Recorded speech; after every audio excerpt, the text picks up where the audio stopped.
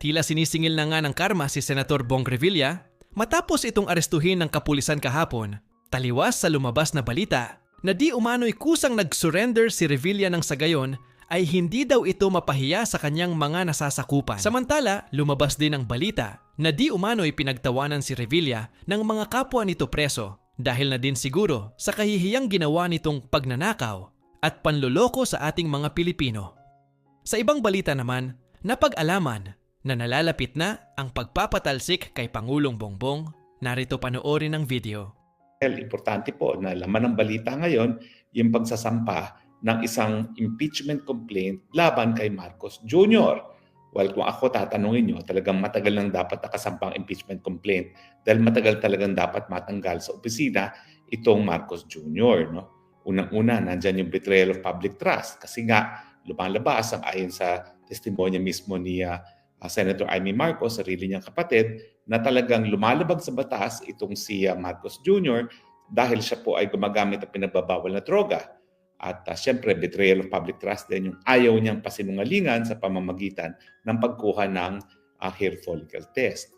Siyempre, impeachable din po yung mga nangyayari na ipinalipat niya yung pondo na nakalaan sana para sa PhilHealth, para gamitin sa libreng gamot at libreng paggamot, universal healthcare, pero siya mismo nagpalipat para gastusin itong pondong ito pang pondo sa mga infrastruktura, mga proyekto na napondohan na ng foreign governments. No?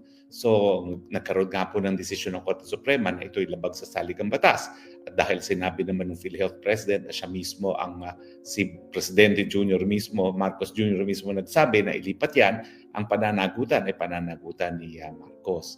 At syempre, impeachable ground din yung graft and corruption. Specifically, yung 100 billion na insertions kung saan ang sinabi ni Zaldico ay siya mismo nag-deliver ng 25 billion or 25% para sa 100 billion insertion kay Marcos Jr. No? So malinaw po yan, tatlong grounds na yan. Betrayal of public trust, culpable violation of the Constitution, at saka graft and corruption. No? Now, ang tanong, ito bang impeachment na isinampa kahapon, no? Ito ba ay totoo or ito ba ay trap? Alam nyo kasi, bilang veterano ng mga impeachment, no, nung panahon na 3 beses na sinubukan ma-impeach si Gloria Macapagal-Arroyo, isang pagkakataon na na-impeach ang impeachment complaint na yan ay dahil meron na nagsampahan na tinatawag nating peking impeachment complaint. Walang kalatoy-latoy, walang kasigla-sigla. At ito ay isinampa lamang dahil nga dun sa rule na po pwede ka lang magsampa ng impeachment complaint 1 beses kada taon. No? At yun po, napatunayan namin na talagang bogus yung final na impeachment complaint. Hindi ko nasasabihin kung sino nag-file. Pero ang nag-report na ito nga po ay final dahil sa pag-uutos ng Malacanang na nanggaling doon sa nasira ng namatay ng Dinky Suliman, ng Higher 10. No? Hindi naman kami masyado nag-away niyang si Dinky Suliman, kaya lang alam mo, ang tingin ko naman dyan sa Higher 10 mga oportunista. No? Talagang sinuportahan si Gloria Macapagal-Arroyo tapos bumaliktad. Kami naman, minsan din namin sinuportahan si Gloria Macapagal-Arroyo noong mga panahon na yon. Siyempre, iba naman ang usapin ngayon, pagamat nalalaman natin na tahimik pa rin si Gloria Macapagal-Arroyo laban kay Marcos Jr. Naintindihan ko naman dahil ang anak niya ay naninilbihang ambasador. Hindi naman siya po pwedeng bumirada laban kay Marcos Jr. habang ambasador yung kanyang anak. Pero tignan natin, no, ito bang isinampang complaint lamang kay Marcos Jr., ito ba ay tunay na complaint o ito ba ay talagang pamamaraan lamang para mabigo ang isang tunay na impeachment? Well, tignan natin ang grounds. Kita nyo ha, sinabi ko na sa inyo kung ano yung mga grounds na sa tingin ko ay dahilan para ma-impeach si Marcos Jr. At nandyan din yan, ang mga grounds na yan sa complaint na isinampa. No? Itong complaint nga pala ay sinampa ng isang abogado, si Atty. Andre De Jesus, at ang nag-endorse nito ay si House Deputy Minority Leader Jet Nisay. Bago natin pag-usapan kung sino yung mga personalidad na sa likod ng impeachment, tignan natin yung kanilang mga grounds. No? Well, ang mga grounds nga nila ay kapareho ng sinabi kong mga grounds. No? Unang-una, yung, dinagdagan pala, hindi ko pala nadagdagan, na impeachable offense din yung culpable violation of the Constitution dahil nga yung pagkikidnap kay Tatay Digong at pagpapadala sa dahig. No?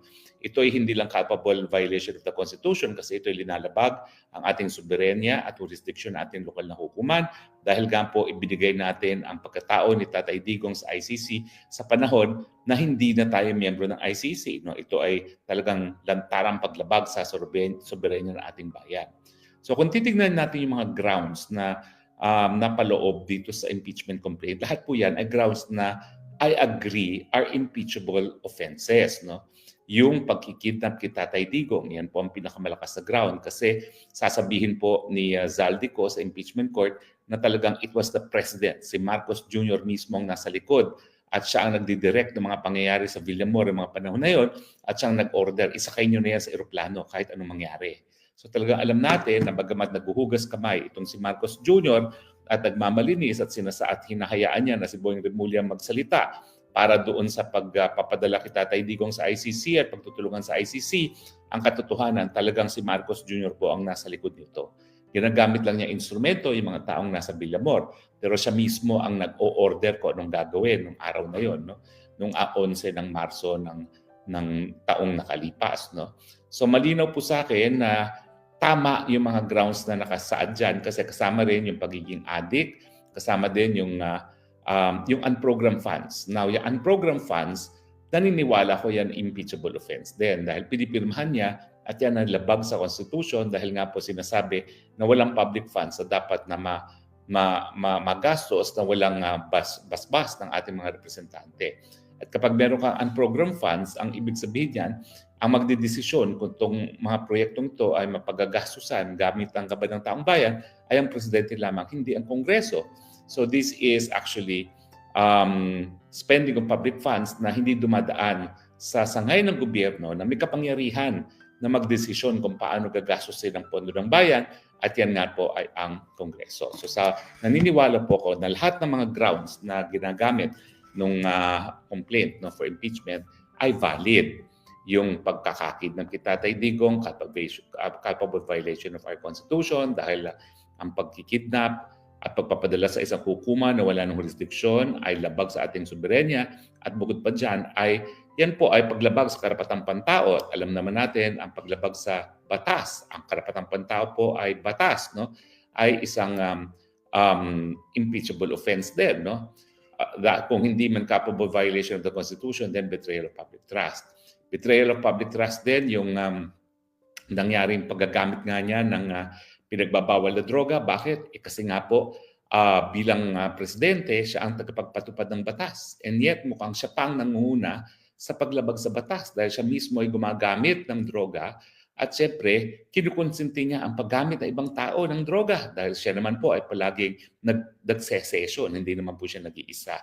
At kung paniniwalaan natin nung Dean Chase, maraming pagkakataon na nagsasession sila na ginagamit ang pondo ng bayan dahil sila ay nagpupunta ng ibang bansa.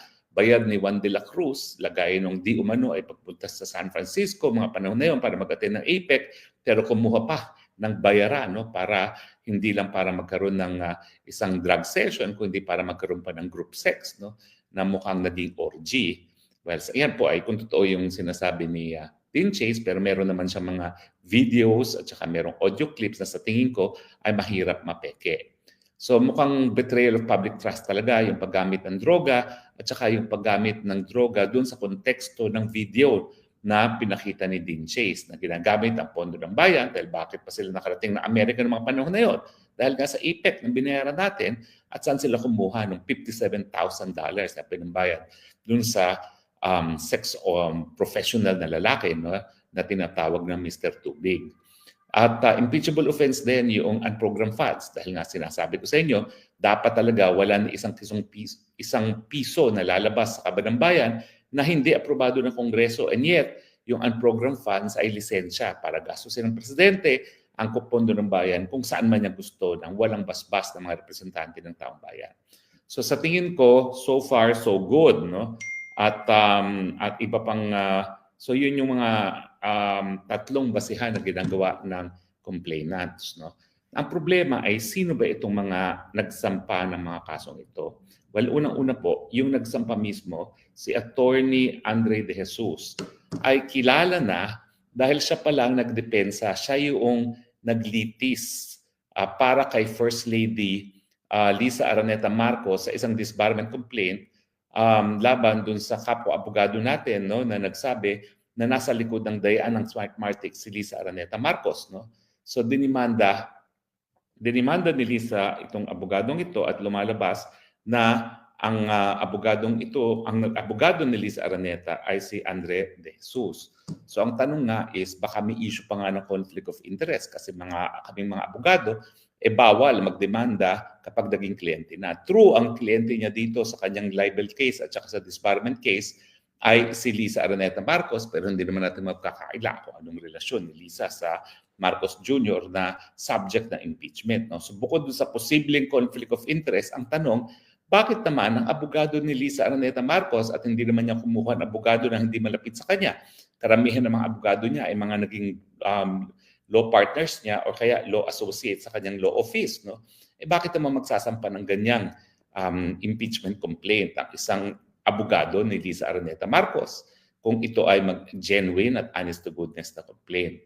Ang pangalawa pa ay sino ba yung nag-endurso? Hindi ko po kilalang personal ito, no? Pero nag-endurso po ay isang party list representative, Pusong Pinoy, House Deputy Minority Leader Jet Nisay, na naintindihan ko po ay galing nga sa hanay na party list na pag-aari ng mga Garcia doon sa aking probinsya ng Bataan.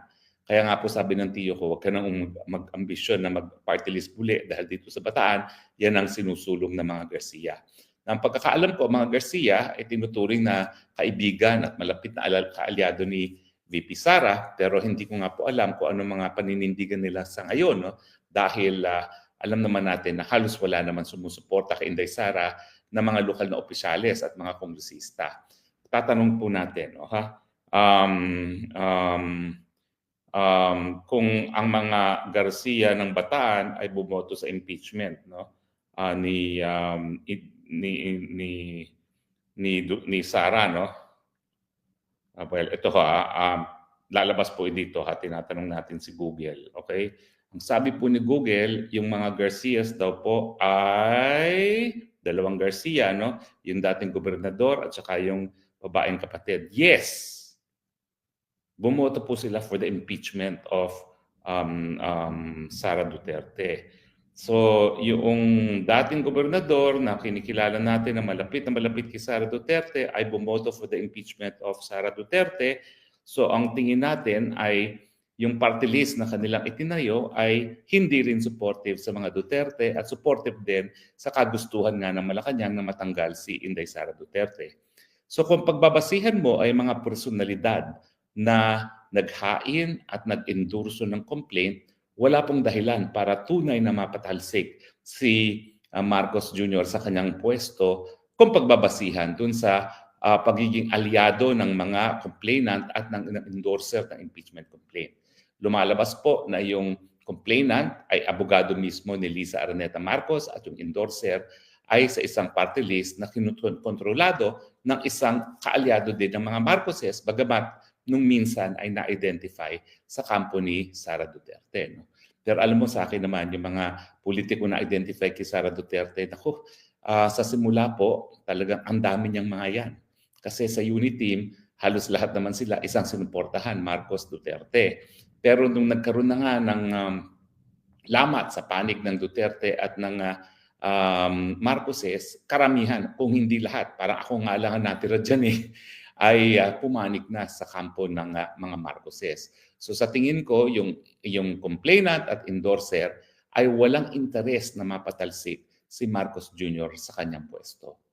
So sa tingin ko, ang mangyayari po ay history part 2. Dahil alam nila na sapat-sapat na ang basihan para mapatalsik si Marcos Jr. sa pamamagitan ng impeachment dahil ito naman ay talagang legal na pamamaraan para mapatanggal ang isang presidente sa kanyang opisina, baka minabuti na ng Malacanang magsampa ng isang spurious na complaint, bagamat valid ang mga cause of action, para lamang magkaroon ng dahilan ang kontrolado nilang mababang kapulungan na ibasura.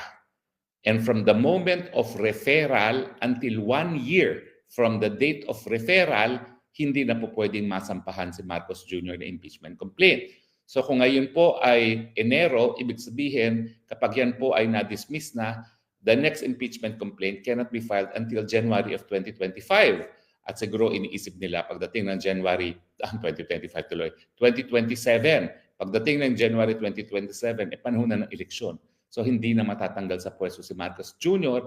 at masisigurado sila na si Marcos Jr. ang nakaupo pag nagkaroon ng eleksyon ng 2028. Ano ba ho sabi ng aking informante? At ito po ay ginagamit ng aking mga kalaban para baluktutin ang aking mga sinasabi.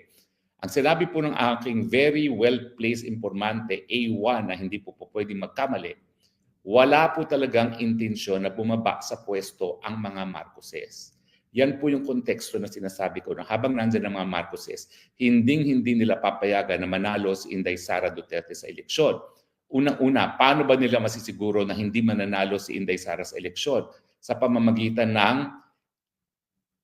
making it impossible for Inday Sara to run for public office. Okay? Paano naman nila, hindi na nila kinakailangan talunin ng isang kandidato na hindi makakatakbo at paano ang plano nila? Well, ang sabi po ng informante ko, pinangakuan daw ni Ombudsman na Boying Remulla, ang mag-asawang Marcos, na kung siya talagang ombudsman, sisiguraduhin niya na makukulong si Inday Sara Duterte at hindi na makakatakbo. Well, sa mga nagsasabi na imposible naman yan dahil sa popularidad ni Inday Sara, huwag natin kakalimutan si Tatay Digong, ang approval rating nung siya umalis sa opisina ay 80%. And yet, despite his 80% approval rating nung siya umalis noong 2022, anong nangyayari kay Tatay Digong? Pinakidnap noong 2025 at ngayon po ay nakakulong si Tatay Digong sa dahig. Yan po ang kapalaran ng pinakamahal na presidente sa kasaysayan ng Pilipinas, plus 80 ang approval rating. Si Inday Sara po ngayon, halos plus 60 ang approval rating, and yet, tingnan ninyo ang plano nila. No? Nangako, nagtalaga ng isang ombudsman para masiguradong hindi mapatakbo si Inday Sara Duterte.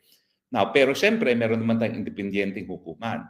At nasabi ko na sa inyo na ang desisyon ng ating Korte Suprema, hindi po pwedeng matanggal sa pamamagitan ng pagsasampa ng kasong kriminal ang isang impeachable officer kung ang parusa sa kanya ay yung pagkakaalis sa kanyang pwesto. So kung mabigo sila dun sa plano nila at pangako ni Ombudsman na Remulla na talagang ipakukulong si Tatay Digong, tatalunin nila ang pangalawang paraan para hindi maging presidente si Inday Sara ay through charter change. Ang gagawin daw nila ay tatanggalin nila yung term limits at patatakbuhin nila muli ang Marcos Jr.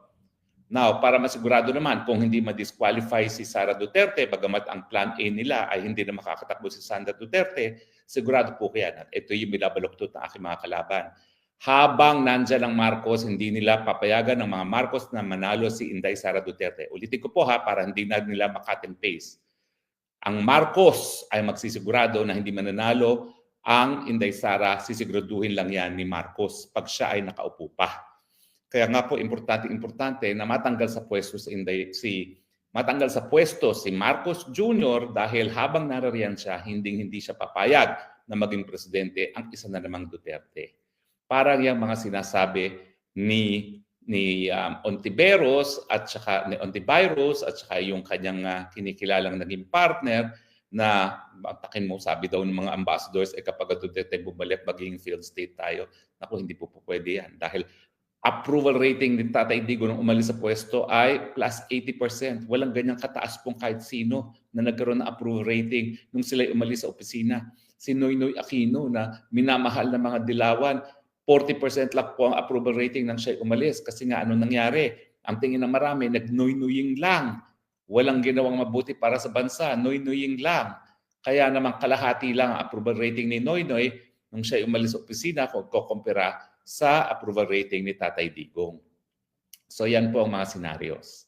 Talaga pong ang impeachment lamang kay Marcos sa tingin ko, bagamat tama mga basihan na nakasaad doon sa impeachment complaint ay dahilan lamang para magkaroon ng 1-year impeachment free si Marcos Jr. At kapag ito'y na-dismiss na itong taon nito, ang susunod na pagkakataon na po pwedeng paalisin si Marcos Jr. sa pamamagitan ng impeachment ay January na of 2027 na halos eleksyon na. At by that time, talagang ang focus ng tao ay naka-eleksyon, pero wag po kayong kampante kasi ang plano nila, talagang hindi magiging presidente si Inday Sara Duterte, paano? By making sure na hindi siya makakatakbo sa pamamagitan ng isang kaso na dahilan para siya matanggal sa kanyang pwesto. At kaya nga po, bagamat ang naunang impeachment na hiain ay laban kay Marcos Jr., sigurado po ako na pag dumating na po ang Pebrero at na-lift na yung 1-year ban, magsasampa na naman sila ng panibagong kaso. Sigurado po yan papasa sa mababang kapulungan. Hindi po ako naniniwala na mas marami nang hindi susuporta dyan dahil ang kinakailangan lang naman po ay hindi naman po absolute majority. Okay? Hindi naman po kinakailangan ng absolute majority, no, na para maisulong ang impeachment complaint, no. Tingin ko hindi bababa sa 80% na naman ng mga kongresista ang pipirma dahil naipasa na naman ang maanumalyang budget para sa 2026 na gagamitin pambili na naman ng boto. Ang tanong kung meron bang sapat na numero sa Senado. Pero kung nakikita niyong nangyayari, binanatan si Cheese, binanatan si Villanueva, binanatan si Estrada, ang mensahe nila. At ngayon po, babanatan si Loren Legarda. At ang tingin ko, ang mensahe nila, hindi man namin maubos ang numero ng mga susuporta kay Inday Sara sa impeachment, binabalaan yung iba na kapag hindi sumuporta laban kay Inday Sara, baka banatan din sila na nakaupong presidente. Alam niyo naman, napakamakapangyarihan ng isang nakaupong presidente. Pero ang mensahe ko, huwag tayo mawalan ng pag-asa. Kasi bagamat ang iniisip nila ay talagang mabibili nila ang mga kongresista, kapag ang taong bayan naman ay pinarating sa kanilang mga representante at ang mga representante ay tunay na representante, ang kanilang tunay na saloobin na tama na sobra na mga Marcoses, huwag din silang maging kampante dahil baka ma-era part 2 sila.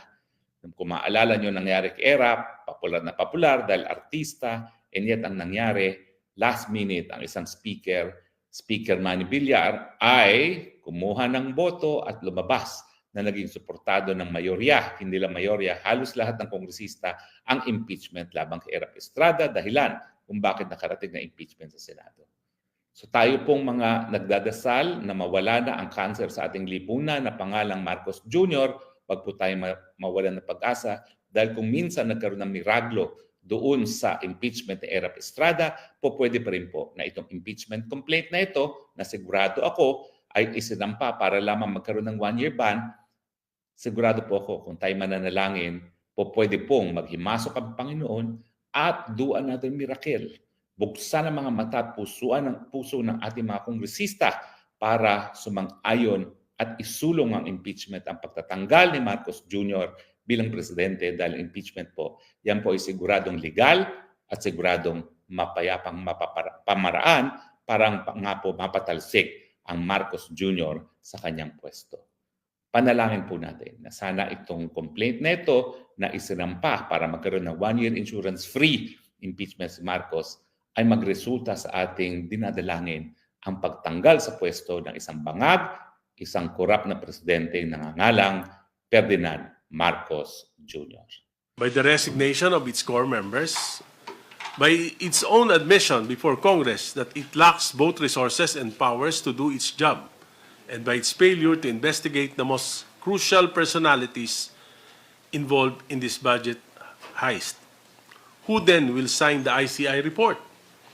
Can Commissioner Babe Singson and Commissioner Rosana Pajardo lend their integrity to whatever report the ICI may eventually submit? I will say this plainly. Any report produced under these conditions will be worthless, pure garbage. What is deeply troubling is the pattern that is emerging. It appears that the President does not want to know the truth. It appears that his administration would rather hide the truth, deflect the issue to the office of the Ombudsman, and allow the narrative to be managed and manipulated until public outrage fades. This also exposes the lack of sincerity behind the President's public directive to Congress to prioritize the proposed Independent People's Commission in the Senate and the ICAIC in the House. Words are meaningless when actions point in the opposite direction. The inevitable conclusion is this: the administration is trying to contain the flood control scandal, to protect relatives and allies, to to deny the people their fundamental right to know the truth. I am deeply afraid for this country because of the President's words and actions. How long can this administration cover up an anomaly of this magnitude? To do so would require staying in power beyond accountability, ensuring protection after 2028, or guaranteeing the next president is a political puppet. History teaches us where this kind of thinking leads us. We have seen this before. The Filipino people will always seek the truth. Mr. President, the only honorable way for you to leave Malacanang in 2028 is to allow a truly independent commission created by Congress with real powers, real resources, and members of unquestionable integrity to uncover the truth, identify the culprits, and protect the people's budget. Kahit matagal ang investigasyon, okay lang yan. Hindi yun mahalaga. Ang mahalaga ay integridad, katotohanan at pananagutan para maitama ang pagkakamali at masigurong hindi na ito mauulit. At this point, the only meaningful legacy you can still leave this country is the fulfillment of your promised political reforms to ensure they pass Congress and are genuinely implemented before your term ends. The anti-political dynasty bill, the political party systems, and the ICAIC law.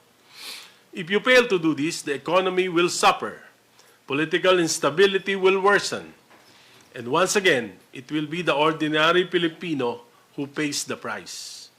I call on our people to remain vigilant and to continue demanding truth and justice. Mr. President, I say this without malice, without politics. I sincerely pray for your enlightenment. Thank you.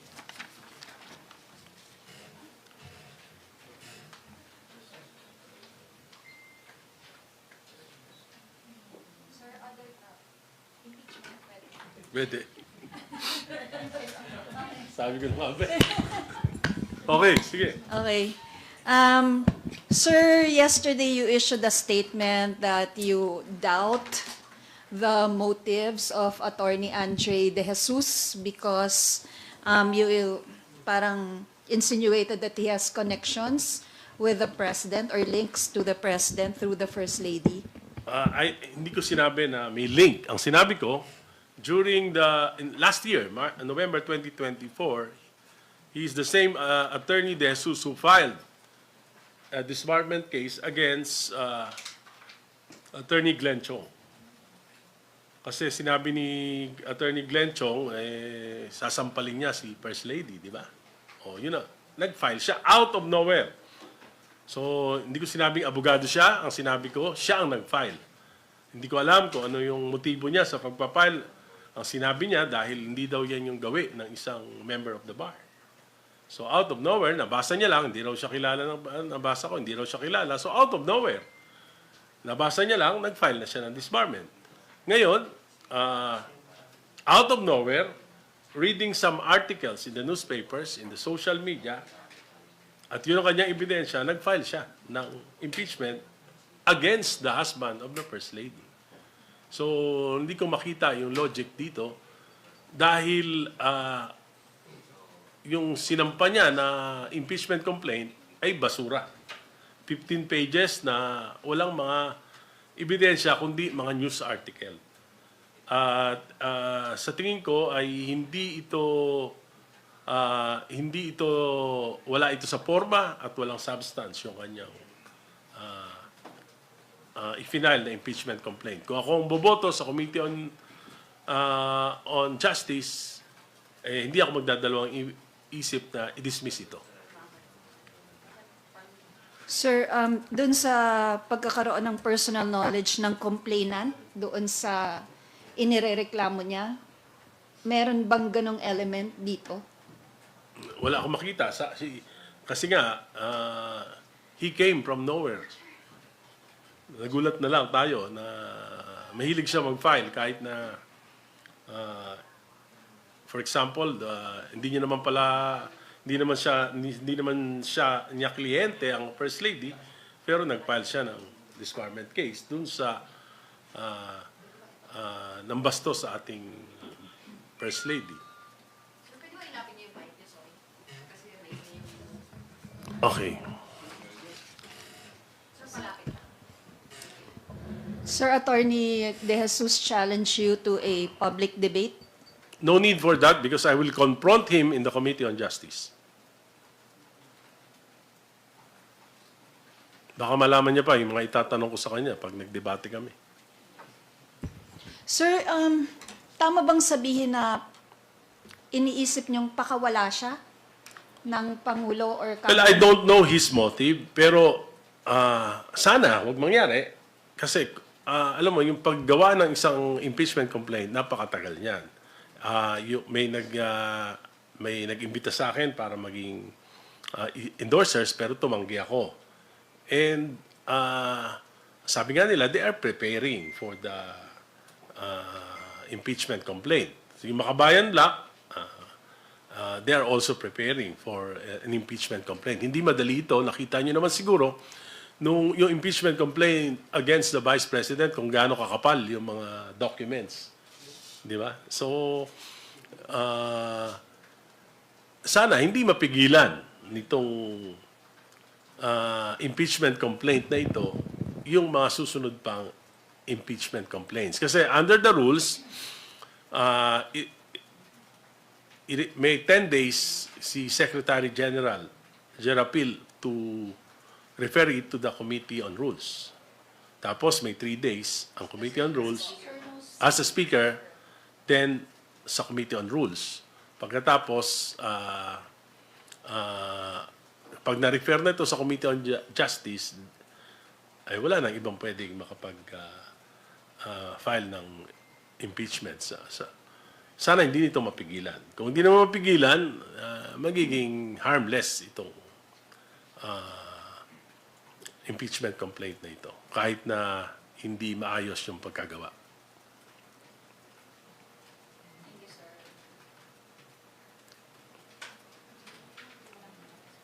Kung sa tingin niyo, kung ito man po ay intentional para mapigilan yung mas malakas sa impeachment complaint against the President, hindi man mag-prosper ito, meron pang another chance para ma-impeach din ang Pangulo after 1 year ban. Oh, pero that's too close to 2028. Pero pwede pa rin. Pwede pa rin. Na, Basta 1 year before elections di ba? So, kung hindi pa lampas doon, di ba? pwede pa. Pero, why would you impeach kung malapit na matapos yung term? Di ba? Sir, pwedeng pa-elaborate lang? Sabi niyo po, wala sa forma at walang substance yung kanyang i-final na impeachment complaint ni Andre. Yes. Kasi no, yung nakita ko, ito yung mga articles niya, no? To be accurate, babasahin ko.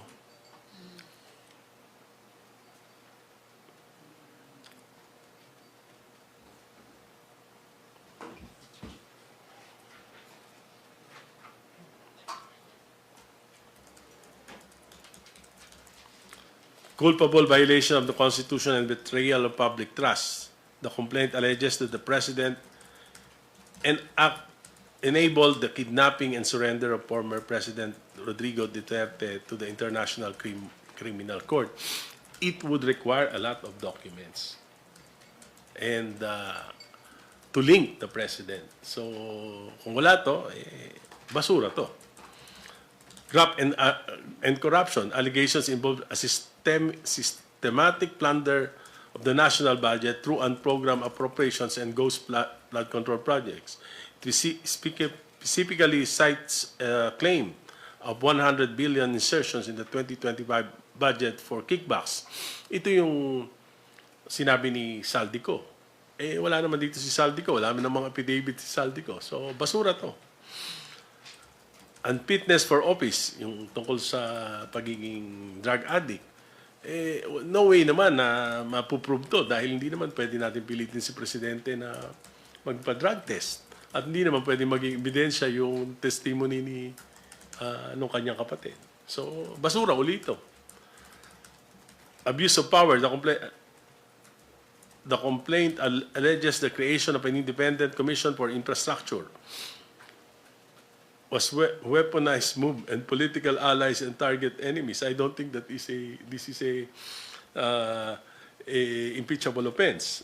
And number 5, failure to exercise veto power. Pwede ito.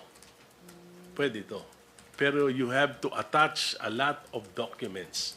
In fact, piniprepare ko sa study ko yung tungkol dito sa mga diversions and amendments and insertions. Piniprepare ko sa study ko yung tungkol dun sa yung effect nung yung general provision number 91, yung nailipat yung PDIC funds saka yung PhilHealth funds yung study baka kulang yung 50 pages. So ito yung buong complaint, 15 pages. I don't think that the complainant can prove the guilt of the president with just these news articles as evidences. Si Kong Adyong, sinabi po niya yung impeachment complaint against BBM is dead on arrival na po sa Kamara. Sinabi po niya, it is weak, unsupported by credible evidence, and unlikely to move forward in the House. Do you share the same? I agree. Kindly expound, sir. I agree to the statement of Congressman Adyong. Dead on arrival na. Dead on arrival. Sir, so do you think this is deliberate? Parang nagpasa ng mahinang impeachment ko? Well, hindi ko alam yung plano eh. Kasi nga, kung makapag-file this week, yung ibang complainants, tapos medyo malakas, baliwala na rin yung effort niya. Pero siguro ang damage lang magmamadali yung mga complainants para hindi sila hindi maging hindi kagad ma-initiate yung complaint. So yun ang damage, magmamadali. Napakamahirap gumawa ng isang impeachment complaint na maayos. Sorry. How about the allegations na diversion?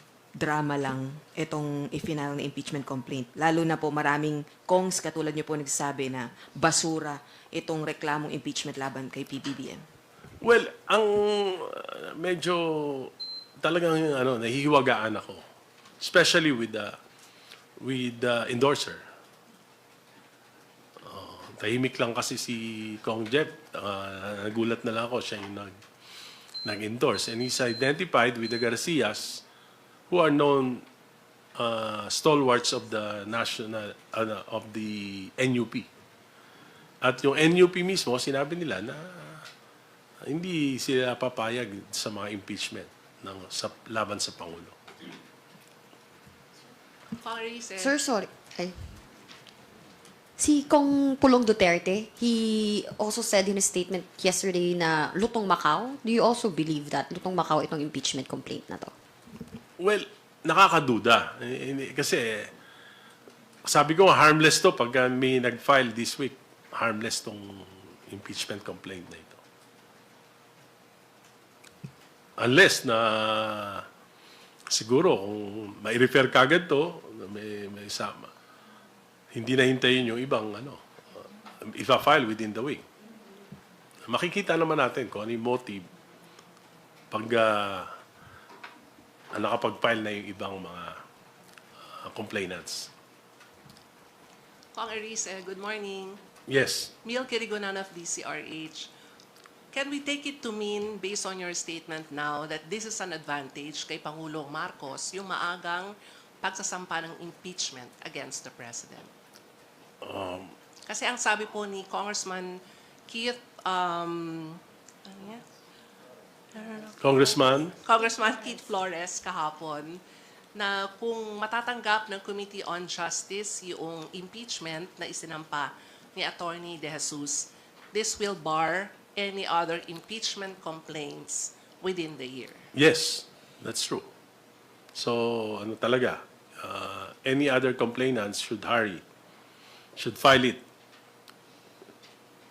Dapat nga today, pero wala naman yata. So, this is an advantage to the President, sir. Ano po ang balita? You're part of the minority group. Ano pa ang balak po ng Makabayan Bloc? Kasi sila po ang nagsabing susunod silang mag-file ng impeachment. Yes, sabi nila, they will file. Sabi ni Congressman Tino sa akin na magpa-file sila. Hindi ko lang alam kung kailan talaga.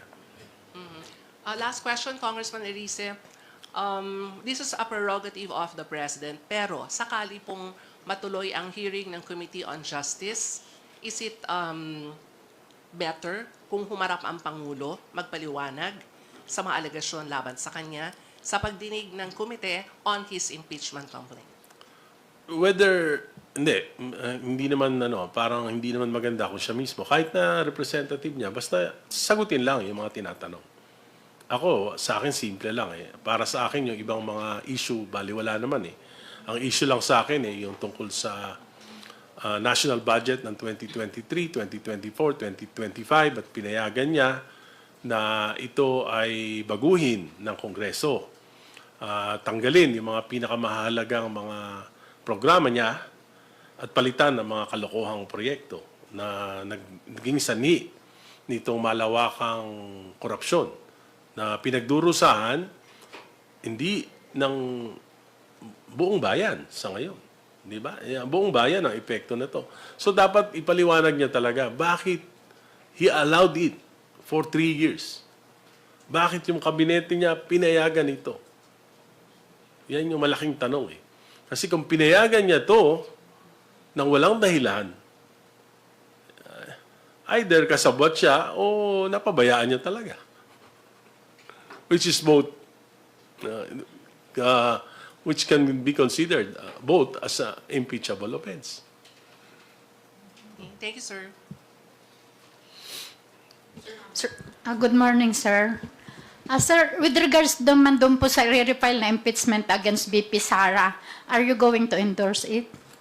No, I already declined to endorse it. Sabi ko, the same way that I declined endorsing the impeachment complaint against the President, ganun din sa Vice President. Para pagdating ko sa Committee on Justice, I will have an open mind. Hindi ako Marcos, hindi ako Duterte. Liberal ako. Sir, with regards naman po dito sa flood control projects to sa scam, what other legal rigor are you pursuing, sir, to implement reports in the judicial system to punish those culprits? Obviously, parang prenoprotect po yung mga sacred cow, yung mga mastermind na stop na agad yung investigation. Alam mo, para sa akin, mas mahalaga yung reforms dito sa pagpoprotekta sa national budget. Kasi hindi naman mangyayari lahat itong, hindi naman makakanakaw yung nasa DPWH at kung sino man yung mga nagnanakaw kung hindi na bigyan ng pagkakataon ng ating national budget. So I would rather concentrate on the main problem, which is budget reforms. Sir, follow up lang, sir. Kasi parang kayo na yung pa sinasabi na kailangan mag-file within this week yung mga gustong umabol. Do you think i-process kagad ng House once session resumes? Ayan. Hindi. Ngayon lang, pwede na i-process yun ng, may refer sa speaker, di ba? Ng SecGen. So, let's just wait and see. Kasi actually, hindi ko alam kung ano yung lalabas yung tunay na motive, depende sa action ng House dito sa impeachment complaint na ito. What do you mean, sir, na tunay na motive? Kapag minadali nila, ibig sabihin? Kung minadali at na-prevent yung ibang impeachment complaint, di ibig sabihin, yun ang motive. Sir, may naririnig ba kayong isasalang na sa all your business sa plenary sa Monday itong impeachment? Wala akong naririnig. Pero yun ang sabi ni Congressman Isay. Na ma-repair, ma-repair sa speaker, ma-repair sa Committee on Rules, tapos may ilagay sa order of business sa Monday, then ma-repair sa Committee on Justice. So, yun ang ano. So, ano ibig sabihin nun kapag nangyari na yun? Di wala nang pwedeng ma-entertain na iba pang impeachment complaint. Hindi ko lang alam kung na-receive na rin dito, kung hindi pa na-refer sa speaker, hindi pa na-refer sa Committee on Rules, pwede pa yon. Yun yung mga legal questions.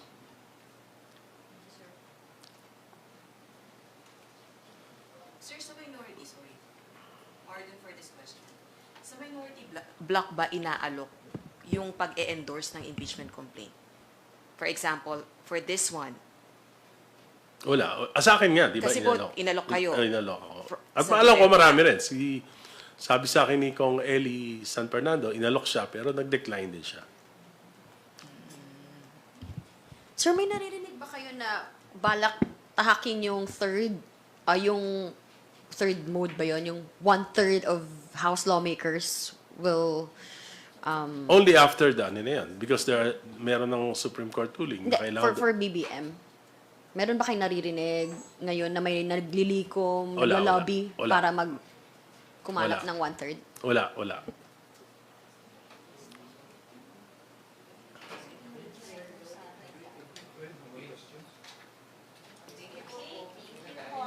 Okay.